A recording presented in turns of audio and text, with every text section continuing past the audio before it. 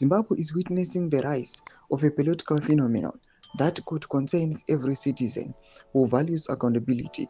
The emergence of unelected individuals who speak with the finality of state authority, move with the protection of state power, and behave as though proximity to the presidency places them above scrutiny. Who is Paul Tungwarara? And why is he speaking for power? Don't forget to subscribe or like on the bell icon. Deep in now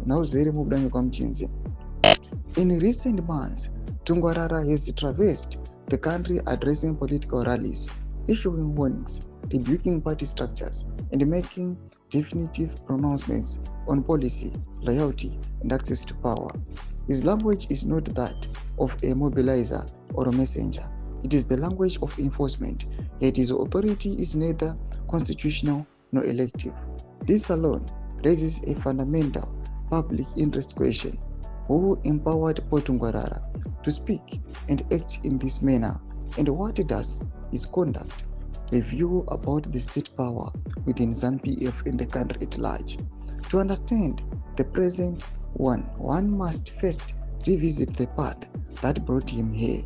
Tungwarara's national prominence began in April 2022 with the launch of the presidential borehole drilling scheme in Chitungwiza, unveiled in the highly charged atmosphere preceding by-elections.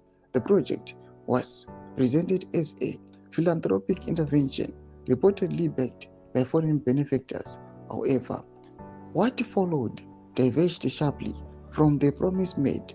Only a fraction of the pledged boreholes were delivered, and questions soon arose regarding funding, implementation, and representation.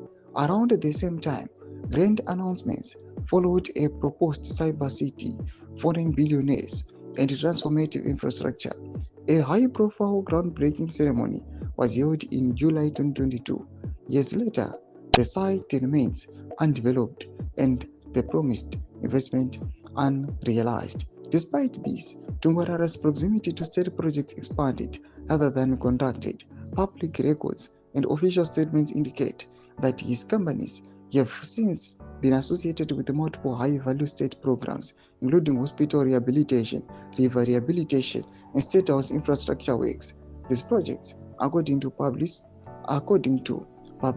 available information, were not subjected to open competitive tender processes, further deepening perceptions of preferential access. Thomas Kwanubuda chitoko pamusoro the rise of Paul Tungwarara. Pina comment section medu muzahungura imo to deep observe chitiko ichi. Subscribe or like, chita on the bell icon.